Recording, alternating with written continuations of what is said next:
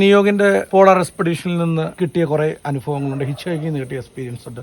നിങ്ങൾക്ക് ഓരോരുത്തർക്കും ലൈഫിൽ കുറെ സ്കില്ലുകൾ, കുറെ കഴിവുകൾ കിട്ടിയിട്ടുണ്ട്. അതിനെ നിങ്ങൾ മൂർച്ച കൂട്ടിയെടുക്കുന്ന മാത്രമാണ് അവസരങ്ങൾ കൊണ്ടുണ്ടാവുന്നത്. നമുക്ക് ബേസിക്കലി ഉള്ള ഇൻസ്റ്റിങ്ക്റ്റ് തന്നെയാണ് നമ്മൾ ഫോളോ ചെയ്യുന്നത്. ഞാനത് ഫോളോ ചെയ്തിട്ടുണ്ട്, നിയോഗ് അത് ഫോളോ ചെയ്തിട്ടുണ്ട്. അതുകൊണ്ടാണ് ഞങ്ങളുടെ പാഷനിൽ ഞങ്ങളുടെ ഹാപ്പിനെസ് കണ്ടെത്തുന്നത്. ഞങ്ങൾ ഭയങ്കര സന്തോഷവന്മാരായി ജീവിക്കുന്നത്. പക്ഷെ അവിടെയൊക്കെ നിങ്ങളുടെ ഉള്ളിലൊരു സ്കില്ലുണ്ട്. ഈ സ്കില്ല് കൊണ്ട് മറ്റൊരാൾക്ക് എന്ത് പ്രയോജനമാണ് എന്നുള്ളൊരു ചോദ്യമുണ്ട്. എനിക്ക് സർക്കാർ തന്ന ട്രെയിനിങ് കൊണ്ട്, എൻ്റെ എക്സ്പീരിയൻസിൽ നിന്ന് ഞാൻ എടുത്ത ട്രെയിനിങ് ഉണ്ട്. ഇതുകൊണ്ട് ആർക്ക് എന്ത് പ്രയോജനമാണെന്നുള്ളത് ചിന്തിക്കുന്ന സിറ്റുവേഷനിലാണ് എനിക്ക് ചെയ്യാൻ പറ്റുന്നൊരു കാര്യം നാടിന് വേണ്ടി ചെന്ന് റെസ്ക്യൂ മിഷൻസിലോ അല്ലെങ്കിൽ ഇങ്ങനെയുള്ള കാര്യത്തിലോ ഒക്കെ പങ്കെടുക്കാമെന്ന് വിചാരിച്ചത്. ഞാനിവിടെ എമർജൻസി റെസ്ക്യൂ ടീമുമായിട്ട് ഇടുക്കി ജില്ലയുമായിട്ട് ബന്ധപ്പെട്ട് പ്രവർത്തിച്ച് തുടങ്ങിയ ശേഷം എനിക്ക് ലൈഫിൽ രണ്ട് പേരെ മാത്രമാണ് റെസ്ക്യൂ ചെയ്യാൻ സാധിച്ചിട്ടുള്ളത്. ബാക്കിയെല്ലാം ഞാൻ എവിടെ പോയാലും റിക്കവറി ഓഫ് ബോഡിയാണ് ഉണ്ടായിട്ടുള്ളത്. ഇൻക്ലൂഡിങ് പെട്ടുമടി അടക്കമുള്ള റെസ്ക്യൂ ഓപ്പറേഷൻസിൽ ഇവിടെ സിവിൽ ഡിഫൻസിന് വേണ്ടിയിട്ടും ഹാം റേഡിയോയ്ക്ക് വേണ്ടിയിട്ട് ഞാൻ ആക്റ്റീവ്ലി പാർട്ടിസിപ്പേറ്റ് ചെയ്തിരുന്നു. കഴിഞ്ഞ 4 വർഷം കൊണ്ട് പല സ്ഥലങ്ങളിൽ നിന്ന് 35 ഡെഡ് ബോഡി റിക്കവർ ചെയ്തിരുന്നു. പെട്ടുമടിയിൽ നിന്ന് മാത്രം ഞങ്ങളുടെ ടീം തന്നെ 11 ബോഡി റിക്കവർ ചെയ്യുന്ന ടീമിൽ ഞാനുണ്ടായിരുന്നു. NDRFൻ്റെ കൂട്ടത്തിലുണ്ടായിരുന്നു. കവളപ്പാറ പോയിരുന്നു. കോവിഡുമായിട്ട് ബന്ധപ്പെട്ട് മാത്രം 14-15 ബോഡി ഞങ്ങളുടെ പഞ്ചായത്തിൽ മാത്രം ഇത് ചെയ്യേണ്ടി വന്നു. മറ്റു പഞ്ചായത്തിൽ 24 മൊത്തത്തിൽ. എന്ന് വെച്ചാൽ ഒരു 35 ഡെഡ് ബോഡി കൈകാര്യം ചെയ്തിട്ടുള്ള ഒരു ശീലം ഉണ്ടായിരുന്നു. നമുക്ക് ട്രെയിൻഡ് ആയിട്ട് കിട്ടുന്ന കുറേ സ്കിൽസ് ഉണ്ട്. മോർ ദാൻ മല കയറുന്നത് അല്ലെങ്കിൽ ഇങ്ങനെയുള്ള സിറ്റുവേഷൻസിനെ ഫേസ് ചെയ്യുന്നത്, ഇതിനെ നമുക്ക് യൂട്ടിലൈസ് ചെയ്യാൻ പറ്റുന്നത് ഈ മേഖലയിൽ മാത്രമല്ല, മല കയറുന്നതിന് മാത്രമല്ല. നമുക്ക് ഉണ്ടാകുന്ന മനസാന്നിധ്യത്തെ നമുക്ക് ഉപയോഗിച്ച് സമൂഹത്തിന് ഗുണകരമായി ഉപയോഗിക്കാവുന്ന നമുക്ക് കിട്ടുന്നൊരു പ്രസൻസ് ഓഫ് മൈൻഡ്സ് ഉണ്ട്. എനിക്ക് തോന്നുന്നു ട്രെക്കിംഗ്, അഡ്വഞ്ചർ ആക്ടിവിറ്റി ചെയ്യുന്നവർക്കെല്ലാം ഉണ്ടാകുന്ന രാജ്യം ഡെവലപ്പ് ചെയ്യുന്നത് നിങ്ങൾക്കെല്ലാം ഓൾറെഡി റിഫ്ലക്സ് ആക്ഷൻ ഉള്ള ആൾക്കാരാണ്. ഒരു എക്സാമ്പിൾ ഉണ്ടാവും. ഞാനിപ്പോൾ പെട്ടെന്ന് പുള്ളിയുടെ അടുത്തേക്ക് ചെന്ന് കഴിഞ്ഞാൽ പുള്ളി പെട്ടെന്ന് കൈ പിടിക്കും. എല്ലാവരും അങ്ങനെ ചെയ്യില്ല, പെട്ടെന്ന് അങ്ങനെ ചെയ്യില്ല, ഒന്ന് കൺഫ്യൂസ്ഡ് ആകും.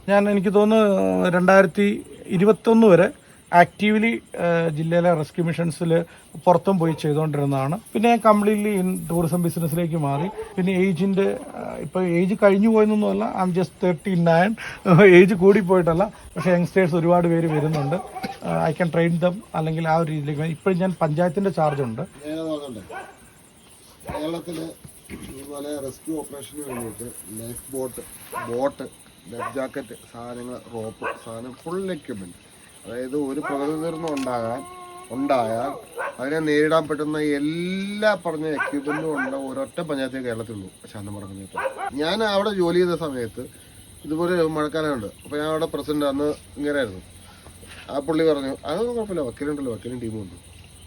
അപ്പോൾ അവിടെ ഒരു റൂമുണ്ട്, ഈ റെസ്ക്യൂ ഓപ്പറേഷന് വേണ്ടി ഒരു സാധനമുണ്ട്, ബോട്ട് ഉൾപ്പെടെ എല്ലാ സാധനവും, റോപ്പ്, സാധനങ്ങൾ, മിഷീൻ വാള്, ഇതെല്ലാം ഹൈമാസ് ലൈറ്റ് വരുന്നുണ്ട്. ഫസ്റ്റ് ഐഡിയ ആണ് ഒരു പഞ്ചായത്തിൽ അങ്ങനെ ഒരു സാധനം വന്നേക്കുന്നത് ഞാൻ ആദ്യം കണ്ടാണ്. അതാണ് എനിക്ക് ഇയാളോടൊരു ബന്ധം. ട്രെയിൻഡ് ആയതുകൊണ്ട് നമുക്ക് എന്തൊക്കെ സാധനങ്ങൾ വാങ്ങണം, ഇങ്ങനെയുള്ള കാര്യങ്ങൾക്ക് ഉപയോഗിക്കാം എന്നറിയാവുന്നതുകൊണ്ട് ഈ സാധനങ്ങൾ മണിയാശാൻ ആ സമയത്ത് ഞങ്ങളുടെ MLA ആണ്, മിനിസ്റ്ററും കൂടെ ആയിരുന്നുകൊണ്ട് നമുക്ക് ഫണ്ട് ഉണ്ടായിരുന്നു. അപ്പോൾ ഞാൻ പറഞ്ഞു, ഞങ്ങൾ വളരെ ബുദ്ധിമുട്ടി ഞാൻ ഈ കാര്യം കൺവിൻസ് ചെയ്യാൻ. എന്നുവെച്ചാൽ നമ്മൾ പോയിട്ട് സിന്തറ്റിക് റോപ്പ് വാങ്ങണം. ഐ തിങ്ക് നിയോഗ സാധനം അത്യാവശ്യം വരെ കാണിച്ചു കൊടുക്കാവുന്ന കുറച്ച് സർവൈവൽ എക്യുപ്മെൻസും കാണിക്കാം. നമുക്ക് ബേസിക്കലി ചെറിയ കുഞ്ഞു സാധനങ്ങളൊക്കെ ഉണ്ട്. ഈ സർവൈവലിന് കാട്ടിലോ മറ്റുള്ളിടത്തോ നമുക്ക് ഉപയോഗിക്കുന്നത്. ഇതുപോലെ വലിയ എക്യുപ്മെൻസ് ഉണ്ട് റെസ്ക്യൂവിനും ഇതിനൊക്കെ ഉപയോഗിക്കുന്നത്. ഈ സാധനങ്ങളെല്ലാം ചെയ്തു പോയി ഒരു സ്റ്റേജിലാണ് ഞാനൊരു സത്യം പറയുന്നത്, ബിസിനസ്സിലേക്ക് വന്ന ശേഷം ഐ എം നോട്ട് സർട്ടിഫൈഡ് എന്ന് പറയുന്നൊരു സിറ്റുവേഷൻ ഉണ്ടായിരിക്കും ലൈഫിൽ. ഞാനിതെല്ലാം ചെയ്യുന്നുണ്ട്, പല കാര്യങ്ങൾ ചെയ്യുന്നുണ്ട്. പെട്ടിമുടിയിലൊക്കെ നമ്മുടെ കളക്ടറുടെയൊക്കെ സർട്ടിഫിക്കറ്റ് ഇടുന്നുണ്ട്. പക്ഷേ ഞാൻ പ്രോപ്പർലി ട്രെയിൻഡ് അല്ല എന്ന് മനസ്സിലാക്കിയൊരു മൊമെൻറ്റിൽ മാത്രമാണ് ഞാൻ ഹിമാലയൻ മോട്ടറിംഗ് ഇൻസ്റ്റിറ്റ്യൂട്ടിൽ പ്രോപ്പർ ട്രെയിനിങ്ങിന് പോകുന്നത്, ബേസിക് മോട്ടറിംഗ് കോഴ്സിന് പോകുന്നത്. കാരണം വെച്ച് കഴിഞ്ഞാൽ നമ്മളതൊരു പ്രൊഫഷനായിട്ട് കാണുമ്പോൾ, ഇനി നിങ്ങൾക്ക് പറഞ്ഞു തരുമ്പോൾ മേ ബി നിങ്ങളെ അട്രാക്ട് ചെയ്യുന്നവർ, അല്ലെങ്കിൽ നിങ്ങൾ കുറച്ച് പേർക്കെങ്കിലും അട്രാക്ട് ചെയ്യുന്നൊരു കേസായിരിക്കും ഞാൻ HMI ട്രെയിൻഡ് ആണെന്ന് പറയുമ്പോൾ. ആക്ച്വലി നിയോഗ ആർട്ടിക് ചെയ്തെന്ന് പറഞ്ഞ പോലെ എനിക്കിപ്പോൾ അത് ചെയ്തിട്ട് അഡ്വാൻസ് മോട്ടറിംഗ് കോഴ്സ് ചെയ്യാൻ തോന്നുന്നില്ല. Actually it's nothing. നമ്മൾ പേഴ്സണലി ട്രെയിൻഡ് ആകുന്നതിനേക്കാൾ വലിയ സ്കില്ലൊന്നും നമുക്ക് ഉണ്ടാകാൻ പോകുന്നില്ല. ഞാനിതിൽ ട്രെയിൻഡ് ആണെന്ന് പറഞ്ഞിട്ട് കാര്യമില്ല. എനിക്ക് ആലപ്പുഴ പോയി ഒരു റെസ്ക്യൂ മിഷനിൽ പങ്കെടുക്കണമെങ്കിൽ ആലപ്പുഴയിലെ ഏറ്റവും നന്നായി നീന്തൽക്കാരനേക്കാളും അവിടുത്തെ ലോക്കൽ അറിയാവുന്ന ഒരാളെക്കാളും പറ്റില്ല. ഞാൻ റെസ്ക്യൂവിനെ കാണുന്നത് എപ്പോഴും ലോക്കൽ ഹീറോസ് ഉണ്ടാകണം. എനിക്ക് പശ്ചിമഘട്ടത്തിൽ ചെയ്യാൻ പറ്റുന്ന വെസ്റ്റേൺ ഗട്ട്സ് ട്രെയിനിങ് അറിയാവുന്നതുകൊണ്ടാണ്. നിങ്ങൾ ഇന്ത്യയിൽ ഹിമാലയൻ മോട്ടറിംഗ് ഇൻസ്റ്റിറ്റ്യൂട്ടിൽ ട്രെയിനിങ്ങിന് പോയിട്ട് കാര്യമില്ല, അല്ലെങ്കിൽ നിങ്ങൾ വേറൊരു സ്ഥലത്ത് പോയിട്ടില്ല. പശ്ചിമഘട്ടത്തിന് പശ്ചിമഘട്ടത്തിൻ്റെതായ പ്രത്യേകതകളുണ്ട്, ഹിമാലയത്തിന് ഹിമാലയത്തിൻ്റെതായ പ്രത്യേകതകളുണ്ട്. ഐസ് ക്ലൈമ്പിങ് മൊത്തം പഠിച്ചിട്ട് നമ്മളെന്താണ് HMI പോയിട്ട് പഠിക്കുന്ന ഐസ് ക്ലൈമ്പിങ്, ഇവിടെ വരുമ്പോഴത്തേക്കും നമ്മളിവിടെ റെസ്ക്യൂ മിഷൻസ് നിങ്ങൾ ഫേസ് ചെയ്തിട്ട് കാണും, NDRFനുമായിട്ട് നിന്നിട്ട് കാണും. അട്ട കടിക്കുമ്പോൾ NDRFന് പ്രശ്നമാണ്, നോർത്തിൽ നിന്ന് വരുന്നവർക്ക് വെൽ ട്രെയിൻഡ് ആണ്, അവരുടെ കുറ്റമല്ല. ഇതേ പ്രശ്നം നമുക്ക് ഐസിൽ ചെല്ലുമ്പോൾ നമുക്കുണ്ടാകും. നമുക്ക് ഈ ട്രെക്കിങ് കൊണ്ട് നിങ്ങൾക്ക് ഉണ്ടാകുന്ന ഫിസിക്കൽ മെന്റൽ കുറെ കപ്പാസിറ്റീസ് ഉണ്ട്. സമൂഹത്തിന് ഗുണകരമായി ഉപയോഗിക്കാവുന്ന രീതിയിലേക്ക് ഞാൻ എൻ്റെ കാര്യങ്ങളെ മാറ്റി എനിക്കൊരു നല്ല ടീമിനെ എനിക്ക് എൻ്റെ നാട്ടിൽ ഉണ്ടാക്കി എടുത്തിട്ടാണ് ഞാൻ പൂർണ്ണമായി ടൂറിസം ബിസിനസ്സിലേക്ക് മാറിയത്. എങ്കിലും അതുമായിട്ട് സഹകരിച്ച് ഞാൻ ഇപ്പോഴും പ്രവർത്തിച്ചു പോകുന്നു. ഡെഡ് ബോഡി എടുത്ത് ഒരു സ്റ്റേജ് കഴിയുമ്പോൾ ഉണ്ടാകുന്ന മാനസികമായ ബുദ്ധിമുട്ടുകളും ഇതൊക്കെ കൊണ്ടായിരിക്കാം ഞാൻ അതൊന്നും ഇപ്പോൾ ക്വിറ്റ് ചെയ്തു എന്ന് ഞാൻ പറയുന്നില്ല. നമ്മളൊരു സാഹചര്യം വന്നു കഴിഞ്ഞാൽ ചെയ്യേണ്ടി വരും. പക്ഷേ ഞാൻ പേഴ്സണലി അതിനോടുള്ള വില്ലിങ്നെസ് സമീപകാലത്ത് ഞാൻ കുറച്ചിരിക്കണം. നമ്മുടെ ഈ മനസ്സത്ത് നിർത്തി ശരീരം കൂടെ എത്തുമ്പോഴാണല്ലോ നമുക്കിതെല്ലാം ചെയ്യാൻ പറ്റുന്നത്. നിയോഗിനോട് ഞാൻ പറഞ്ഞു, ഞാൻ എന്തുകൊണ്ടാണ് ഗ്രീൻ പാസ്പോർട്ട് എടുക്കാത്തതെന്നുള്ളതിനെക്കുറിച്ച് ഞങ്ങൾ തമ്മിൽ സംസാരിച്ചു. എനിക്ക് ഗ്രീൻ പാസ്പോർട്ട് എടുക്കാനുള്ള എലിജിബിലിറ്റി ഉള്ള ആളാണ്. പക്ഷെ അതല്ല, ഞാൻ ഇച്ചിരി കൂടെ റോ ആയിട്ട് നിൽക്കാം എന്ന് വിചാരിച്ചാണ്. ഞാൻ പറയട്ടെ, സിമ്പിളായിട്ട് ഞാൻ തന്നെ കാട്ടിൽ പോകുമ്പോൾ ഉപയോഗിക്കുന്ന എക്യുപ്മെൻറ്റ്സ് ആണ്. സിമ്പിൾസാണ്. With your permission sir, simple whistle. ഇപ്പോൾ ഇവർ മറ്റേ വാച്ചേഴ്സിനോ അല്ലെങ്കിൽ ഇങ്ങനെ വന്നവർക്ക് ഉപയോഗിക്കാം. നമ്മുടെ ഒരു അപകടത്തിൽപ്പെട്ട കാട്ടിൽ എങ്ങനെയാണ് അകലേക്ക് എത്തിക്കുന്നത്, നമുക്ക് ഉപയോഗിക്കാവുന്ന ചെറിയ സർവൈൽ എക്യുപ്മെൻ്റ് ആണ്, നമുക്ക് മറ്റുള്ളവരുടെ ശ്രദ്ധ ആകർഷിക്കാൻ.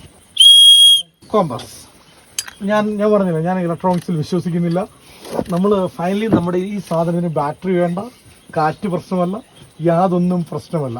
ഇത് നമ്മുടെ ഫയർ മേക്കിംഗ് സ്റ്റോണാണ് ഇതിലിരിക്കുന്നത്, തീ ഉണ്ടാക്കാം. ഇതിപ്പോൾ സിമ്പിൾ സംഭവമാണ്, വയർ ബ്ലേഡാണ്. ഈ വിട്ടുള്ള തടി മുറിക്കാൻ ഈ സാധനം മതി. ഇതിൻ്റെ സ്ട്രെങ്ത് ഒന്ന് നോക്കിയാൽ മതി. ശരിക്കും അത് സോഡ് പോലെയാണ്, വാൾ പോലെയാണ്. പിന്നെ ഇങ്ങനെ ഒരു കുഞ്ഞി നമ്മുടെ തെറ്റാലി. നമുക്ക് നെക്സ്റ്റ് ലെവൽ ട്രെയിനിങ്ങിലേക്ക് റോപ്പിന്റെ പരിപാടി നമുക്ക് ഇവരെ പഠിപ്പിക്കാൻ പറ്റുള്ളൂ. നമ്മുടെ റോപ്പൊക്കെ ഉപയോഗിക്കുമ്പോൾ എന്ന് പറഞ്ഞു കഴിഞ്ഞാൽ സിമ്പിൾ നോട്ട്സ് പരിപാടികളൊക്കെ ഉണ്ട്. നമ്മൾ ഈ ഇതൊക്കെ റോപ്പ് ഉപയോഗിക്കുക, എന്നൊക്കെ റോക്ക് ക്ലൈമ്പിംഗ്, റാപ്പിലിംഗ് ഇതിലേക്കൊക്കെ വരുമ്പോഴാണ് അതിൻ്റെ ആവശ്യം വരുന്നത്. ഈ നോട്ട്സ് ആണല്ലോ. മറ്റേ സിന്തറ്റിക് റോപ്പ് എടുത്ത് റോപ്പിൻ്റെ വ്യത്യാസം ഒന്ന് കാണിച്ചു കൊടുക്കാൻ വേണ്ടിയിട്ടാണ്. നമുക്ക് ഓരോ കെട്ടുന്നതിനൊരു രീതിയുണ്ട്. നമുക്ക് മറ്റേ ലോക്ക് ചെയ്തിട്ടുണ്ടെങ്കിൽ ഇങ്ങനെ കെട്ടുക, മറ്റേ 8 ഫിഗർ എന്ന് പറഞ്ഞാൽ നമുക്ക് മറ്റേ സിമ്പിൾ നോട്ട്സ് കെട്ടുകളുണ്ട്. നമ്മൾ ഈ ടൈറ്റ് ആകാണ്ട് നമ്മൾ അരയിൽ കെട്ടിയിട്ട് ഇറങ്ങുന്ന കെട്ടുകളുണ്ട്. ഈ കെട്ടുകൾ തന്നെ നമുക്ക് നോട്ട്സുകൾ പഠിക്കുക. ഇങ്ങനെയൊക്കെയാണ് നമ്മൾ റാപ്പിലിങ്ങും റോക്ക് ക്ലൈമ്പിങ് ഇങ്ങനെയുള്ളടുത്ത് ആൾക്കാരെ രക്ഷിക്കാനും ഇതിനൊക്കെ ആയിട്ട് ചെയ്യുന്നത്. ഉണ്ടോ ഫിഗർ ഓഫ് 8? നിങ്ങൾ ഈ ലോക്കിൻ്റെ സാധനം കണ്ടോ, ഇങ്ങനെ കെട്ടുന്ന സാധനങ്ങൾ കണ്ടിട്ടുണ്ടോ? ഈ കെട്ട് കണ്ടോ, അത് കൂടത്തുമില്ല കുറയത്തുമില്ല, കപ്പി പോലെ ആയില്ലേ. നിങ്ങൾ സാറിന് ഒരു കെട്ട് കെട്ടിയിട്ട് വട്ടം കെട്ടി കഴിഞ്ഞാൽ അത് മുറുകിപ്പോവും. ഈ കെട്ട് ഒരിക്കലും അഴിയത്തില്ല, ആ സാധനം അവിടെ ലോക്കഡ് ആയിരിക്കും. പക്ഷേ ഈ റോപ്പ് ഇതിന് ഉപയോഗിക്കാൻ കൊള്ളില്ല, കാരണം ഇത് പൊട്ടിപ്പോവും. അതുകൊണ്ടാണ് ഇത് നോർമൽ റോപ്പാണ് നിങ്ങളെ കാണിച്ചത്. ഇത് കണ്ടോ, ഇതിൻ്റെ സൈഡിലൊരു സിമ്പിളുണ്ട്. നമ്മൾ CE അല്ലെങ്കിൽ UCE, ഇതാണ് ഇൻ്റർനാഷണൽ ക്വാളിറ്റി. ഇത് സിന്തറ്റിക് റോപ്പാണ്. ഈ സിന്തറ്റിക് റോപ്പിൽ തന്നെ 2 തരം റോപ്പുണ്ട്. നിയോഗ് മറ്റേ അവിടെ ചെല്ലുമ്പോൾ മൊത്തം മറ്റേ UCE ആയിരിക്കും, മറ്റേ യൂറോപ്യൻ ഇതിലുള്ള. CE അല്ലെങ്കിൽ UCE ആ റോപ്പ് എനിക്ക് തോന്നുന്നു 2000 കിലോ വരെ താങ്ങും ആ റോപ്പ്. അങ്ങനത്തെ റോപ്പ് മാത്രമാണ് നമ്മൾ റോക്ക് ക്ലൈമ്പിങ്ങിനോ റാപ്പിലിങ്ങിനോ അല്ലെങ്കിൽ ഇങ്ങനെ റെസ്ക്യൂ മിഷൻസിനോ ഉപയോഗിക്കുള്ളൂ. ഈ റോപ്പിന്റെ അപാകതയുടെ പുറത്താണ് നമ്മൾ പുറത്തുനിന്ന് മിലിറ്ററി ഈ തവണ ചെറുക്കനെ ഇറക്കാൻ വേണ്ടി കൊണ്ടുവരേണ്ട റോപ്പ്. അത്ര ലെങ്ത് റോപ്പ് പ്രോപ്പർ ടൈമിൽ കിട്ടിയില്ല. ഇതെല്ലാം നിങ്ങൾക്ക് ഓൺലൈനിൽ കിട്ടുന്ന സാധനങ്ങളുണ്ട്. മറ്റേ സർവൈൽ നൈഫൊന്നും എല്ലാം ഒന്നും കിട്ടത്തില്ല. നമുക്കിങ്ങനെ സർവൈൽ സ്റ്റിക്സ് ഉപയോഗിക്കാം. സ്റ്റിക്കാണ്.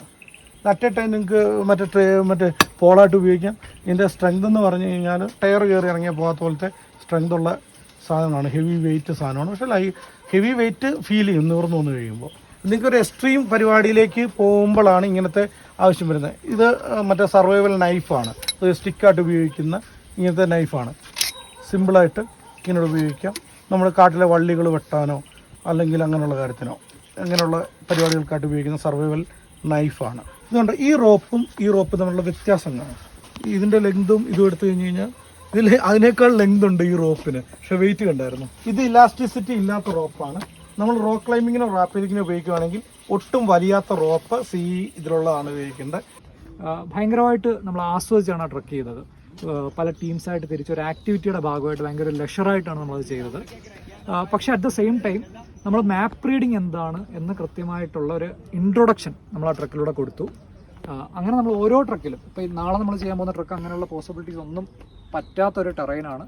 അങ്ങനെ ഒരു കാടാണ്. അവിടെ നമുക്ക് ഇങ്ങനെ ഇടയ്ക്കിടയ്ക്ക് ബ്രേക്സ് എടുത്ത് ഒരു ആക്ടിവിറ്റിയോ ഒരു ലെഷർ പ്രോഗ്രാമോ നടത്താൻ പറ്റുന്നൊരു ട്രക്കല്ല. പക്ഷേ നമ്മൾ ഓരോ ഇവൻറ്റിലും നമ്മൾ ബേസിക്കലി പ്രൊവൈഡ് ചെയ്യുന്ന കാര്യങ്ങൾ നമ്മൾ ഭാവിയിൽ നമ്മുടെ പദ്ധതിയിൽ പ്രോപ്പർ ഒരു എക്സ്പെഡിഷൻ ട്രക്ക് എന്ന് പറയുന്നൊരു സാധനം നമ്മുടെ മനസ്സിലുണ്ട്. അപ്പോൾ അത്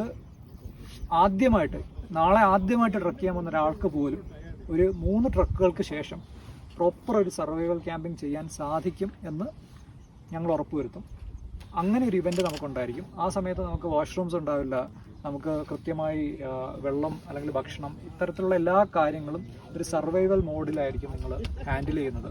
എല്ലാ ആളുകൾക്കും അതിൻ്റെ സേഫ്റ്റി എക്യുപ്മെൻറ്റ്സും സർവൈവൽ ഗാഡ്ജറ്റ്സും ഒക്കെ നമ്മൾ തരുന്നതായിരിക്കും. അങ്ങനെയുള്ള കാര്യങ്ങളൊക്കെ നമ്മൾ ഓരോ ട്രക്കിലായിട്ട് പരിചയപ്പെടുത്തും. നമ്മളൊരു ആദ്യത്തെ ഒരു 7 ഇവൻറ്റ് അല്ലെങ്കിൽ 10 ഇവൻറ്റിന് ശേഷം നമ്മുടെ കമ്മ്യൂണിറ്റിയിലേക്ക് ഓൾറെഡി എത്തിച്ചേർന്ന ആളുകളെ മാത്രം വെച്ചിട്ടായിരിക്കും അതിന് ശേഷമുള്ള ഇവൻറ്റുകൾ നമ്മൾ പ്ലാൻ ചെയ്യുന്നത്.